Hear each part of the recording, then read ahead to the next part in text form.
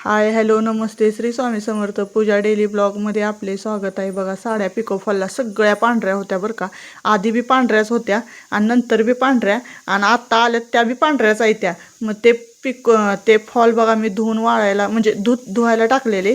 म्हणलं कसं आहे धुवून लावलं का नाही कलर वगैरे जात नाही म्हणून मी म्हणलं त्याला भिजू घातलं 1 तास आणि मग परत पिळून चांगलं वाळायला टाकायचं असते आणि मग इस्त्री करायची. त्याला तर काय कुठानं थोडा आहे पिको फॉल सोपं वाटतंय पण सोपं तेवढं नाही आहे बघा.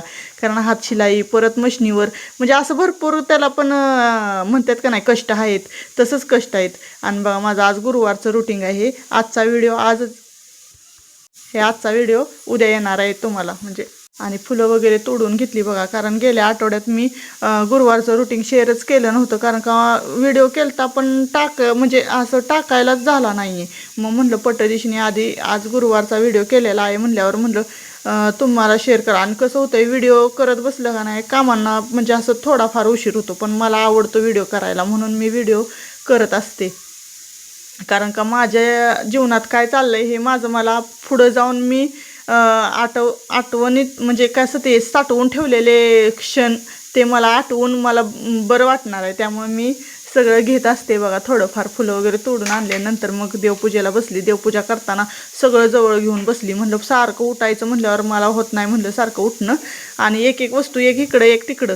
तरी पण भया उठल्याला त्याला म्हणलं थोडासा व्हिडिओ धर कारण का स्टँडच गावत नव्हतं आज आमच्या व्हिडिओ करायचं. मग त्यानं व्हिडिओ धरला हे मोबाईल धरला बघा आणि परत मग देवपूजा वगैरे केली. स्वामींचा अभिषेक वगैरे केलं. आता ताईनं पुढच्या गुरुवारपासून मी गुरुवारचे माझे काय असतील स्वामीचरित्र पारायणाचे किंवा स्वामींचे उपवास कसे करायचे ते सगळं मी तुम्हाला व्हिडिओ तर्फे दाखवत जाईन. आणि काय चुकत असलं तरी मला सांगा कारण का मी पहिल्यांदाच एकदाच केलता आणि हा दुसरा म्हणजे हे दुसऱ्यांदा मी करणार आहे म्हणून मी तुम्हाला म्हणजे विचारते किंवा सांगते किंवा मला तुम्ही सांगा काय चुकत असलं तरी मला पण त्याच्यातनं शिकायला भेटेल ना. आणि गुरुवारी बघा भरपूर वेळ लागतो देवपूजेला कारण का सगळं देवपूजा व्यवस्थित करायची असते.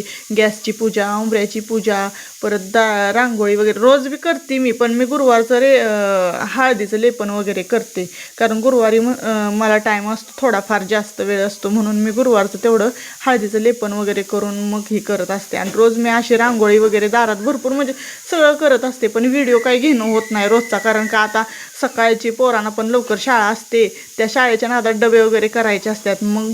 आणि त्याच्यात आज काय झालं रात्री 2 वाजल्यापासून झोप नव्हती. मग मी परत माझ्या मशिनीचं काम केलं निम्मं अर्ध आणि परत लाईट गेल्यामुळं मी परत अजून उठली आणि परत मग घरातली काय कामं होती पेंडिंग ती करून घेतली. म्हणलं कसं असतंय थोडीफार झाली तरी बरं वाटतंय. आणि दुपारी पण झोपायचं करायचं म्हणलं तर कशाचं काय टाईम भेटत नाही आणि काय नाही कारण का साड्यांचा आता सणामुळं भरपूर असा लोड असतो ना. मग त्याच्यामुळं चालायचं आता थोडं इकडं नाही तिकडं होणारच.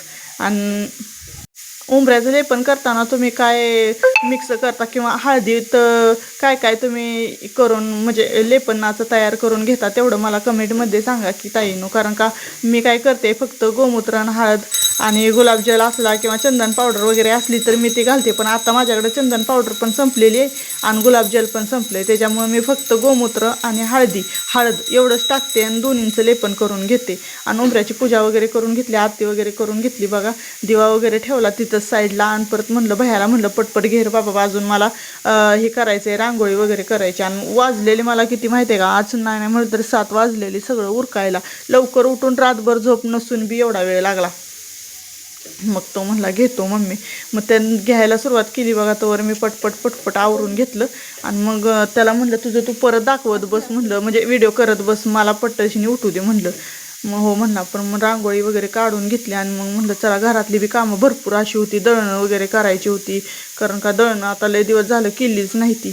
मग म्हणलं ती पण करून घ्यायची. आणि कसं असते पोरी लवकर शाळेला जातात भैयात जरा उशीरनं जातो त्याच्यामुळं त्याचा डब्बा जरा उशीरनं असतो. पण मी सगळं म्हणजे बरोबरच तिघांचे पण डबे एकदाच करते. उलन रांगोळी कोणाला पाहिजेला असेल तर त्यांनी कमेंटमध्ये मला सांगा म्हणजे मी तशा हिशोबानं तुम्हाला तयार करून मिळते. ताईनं माझे ब्लॉग कसे वाटतात धन्यवाद.